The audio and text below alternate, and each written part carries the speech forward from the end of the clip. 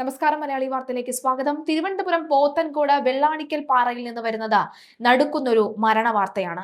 ആരും കാണാതെ റബ്ബർ തോട്ടത്തിലെ മരക്കൊമ്പുകളിൽ കൈകൾ തമ്മിൽ ചേർത്തുകെട്ടി ഒരേ നിമിഷം മരണം വരിച്ച നിലയിൽ യുവാവിനെയും യുവതിയെയും കണ്ടെത്തി. വെള്ളനാട് മിത്രനികേതൻ സ്വദേശി ഷിബുവിനും ഒരു യുവതിയുമാണ് ജീവിതം മതിയാക്കി ഈ കടുംകൈ ചെയ്തിരിക്കുന്നത്.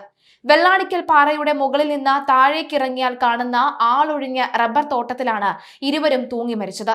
റബ്ബർ മരത്തിന്റെ രണ്ട് വ്യത്യസ്ത ശിഖരങ്ങളിലായാണ് ഇരുവരെയും കണ്ടെത്തിയത്. എന്നാൽ മരണത്തിലും ഞങ്ങളെ ആർക്കും വേർപിരിക്കാനാവില്ല എന്ന് ഉറപ്പിക്കുന്നതുപോലെ ഓരോ കൈകൾ വീതം തമ്മിൽ ചേർത്തുകെട്ടിയ നിലയിലായിരുന്നു. ഇവർ കമിതാക്കളാണെന്നാണ് പോലീസിന്റെ പ്രാഥമിക നിഗമനം. വെള്ളാണിക്കൽ പാറ മുകളിൽ പ്രകൃതി ഭംഗി ആസ്വദിക്കാനെത്തിയ മറ്റു യുവാക്കളാണ് ഈ ദാരുണമായ കാഴ്ച ആദ്യം കണ്ടത്.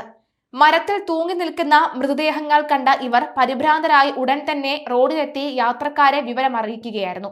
തുടർന്ന് നാട്ടുകാർ പോലീസിൽ വിവരം അറിയിച്ചതോടുകൂടിയാണ് നാടിന് നടുക്കിയ ഈ സംഭവം പുറം ലോകം അറിഞ്ഞത്. പോത്തൻകോട് പോലീസ് സ്ഥലത്തെത്തി ഇൻക്വസ്റ്റ് നടപടികൾ ആരംഭിച്ചു കഴിഞ്ഞു. എന്താണ് ഇത്തരമൊരു കടുംകൈ ചെയ്യാൻ ഇവരെ പ്രേരിപ്പിച്ചത് എന്ന് വ്യക്തമായിട്ടില്ല.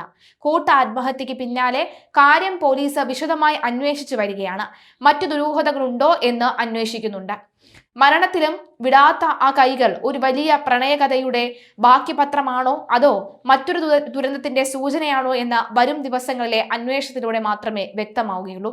പോത്തൻകോട് വെള്ളാണിക്കൽ പാറ ഈ ദാരുണ സംഭവത്തിന്റെ നടുക്കത്തിലാണ്.